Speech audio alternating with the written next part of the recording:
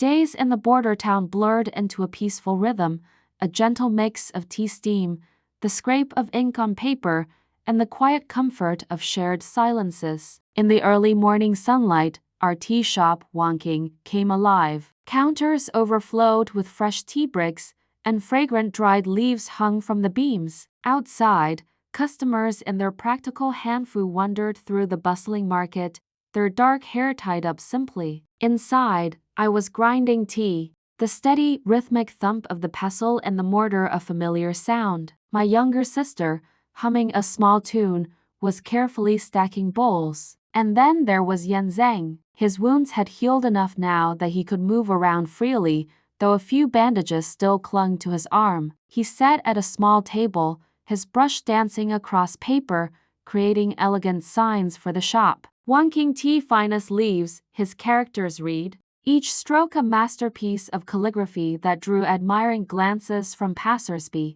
I was struggling with a particularly stubborn tea brick. It refused to break. I walked over to him and, without a word, handed him my short blade. He took it, his long fingers closing around the hilt. But instead of cutting the brick, he paused. He examined the blade closely, his thumb tracing the unusual dark pattern forged into the steel. His eyes narrowed, just for a second, and I saw a flicker of something in their depths, a subtle memory I couldn't place. It was the look of a man who knew weapons, who had seen military forges and the fires of war. He broke the silence, his voice casual, almost too casual. This blade, it's not ordinary merchant steel. Did your father forge it? I shrugged, taking it back from him. It's a family heirloom. It cuts clean and holds its edge. That's all I need to know. He nodded, but his curiosity lingered in his gaze. He didn't press further, and as he gently handed the blade back, I felt a strange new tension in the air. Some edges, it seemed, hid secrets much deeper than steel, whispering of fathers long gone and truths that were yet to surface. The afternoon market was a chaotic symphony of sounds and smells, but the lively bustle was shattered when a rival vendor, a greedy man who had always resented our family's success, accidentally knocked over our entire display. Tea bricks tumbled into the mud, and the few customers browsing nearby scattered with small cries of surprise. The man smirked, his eyes full of malice. Such a clumsy wife, he sneered, loud enough for everyone to hear. You'd be better off closing up shop for good. I didn't hesitate. I stepped out from behind the ruined stall, my short blade drawn and held calmly at my side. I stood firm, my voice steady. Pay for the damages, or my blade will have the next word.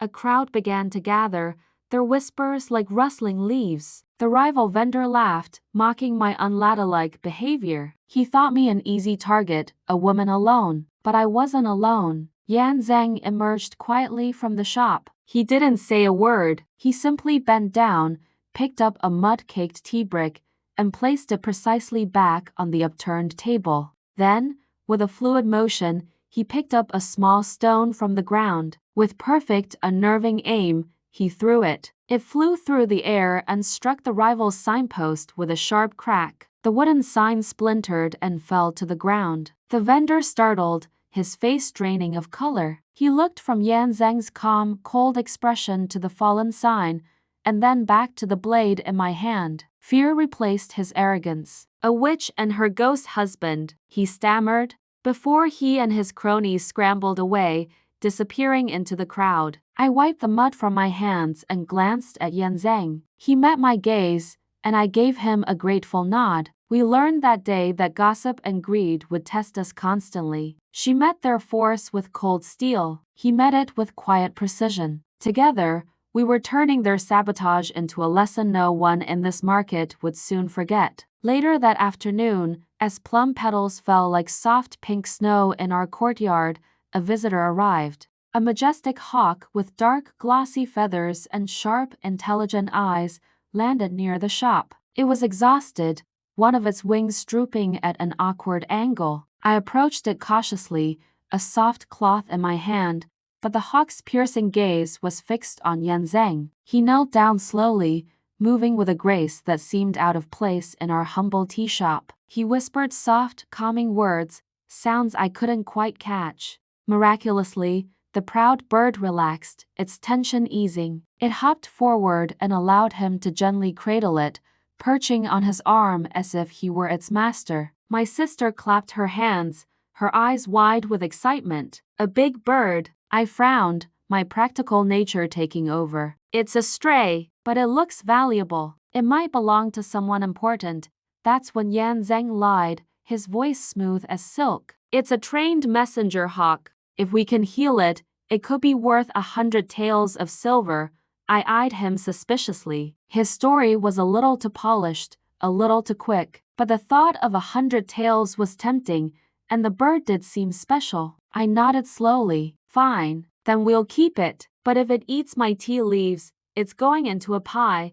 A faint smile touched his lips, the first truly playful glint I had ever seen in his eyes. A bird from a distant place had carried more than just its feathers to our doorstep. His lie was a shield, protecting a secret I didn't yet understand, and my own practicality had just given that secret a safe place to shelter. It was in these small deceptions I was beginning to realize that trust could find the room it needed to grow. Evening settled over the tea shop, lanterns casting a warm, dim glow on the wooden beams. On a small shelf, the portrait of my parents was softly lit, watching over us. I sighed, counting the sparse coins from the day's sales. The rumors spread by the rival vendor were still lingering, poisoning the air and driving customers away. Zheng had slipped out earlier without a word. He returned just as quietly, carrying a heavy sack. He placed it on the table. It was filled with fresh, high-quality tea leaves and a smaller bag of millet, an anonymous purchase meant to bolster our dwindling stock. I looked up at him, surprised. Where did this come from? He just shrugged, avoiding my gaze. Market favors, he said simply.